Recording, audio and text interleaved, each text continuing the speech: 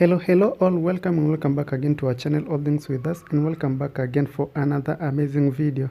I know it's been a while, but I was working on a certain project, but soon I'll be showing you what I've been working on. But anyway, welcome back to our channel. If you're new here, feel much welcome. If you're already a subscriber, thank you for always coming back and watching our videos. So let's start the video.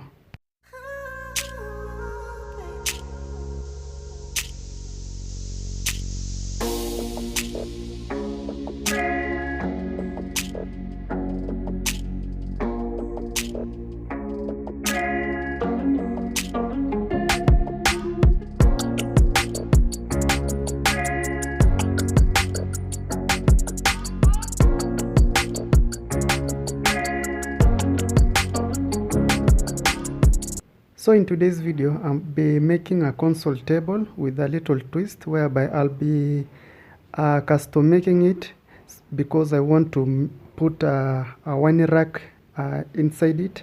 But just keep watching the video till the end so that you can see and enjoy all the processes and steps that are followed while making this console table with a wine rack.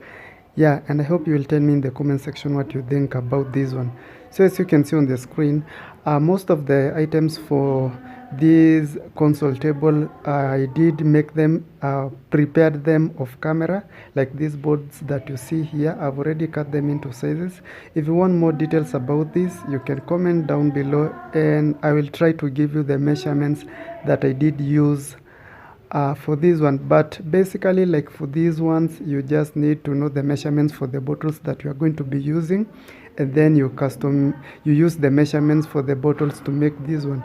And then for the console table, I did make the frame using a metal, and I did paint it black because the console table was going with a theme of white and black, and the top part had a marble effect feature, which is black and grayish and black, and then the frame is black. And then I'm going to be using these black boards, and then for the spaces that I'm going to be putting the bottles and the wine glasses is going to be white.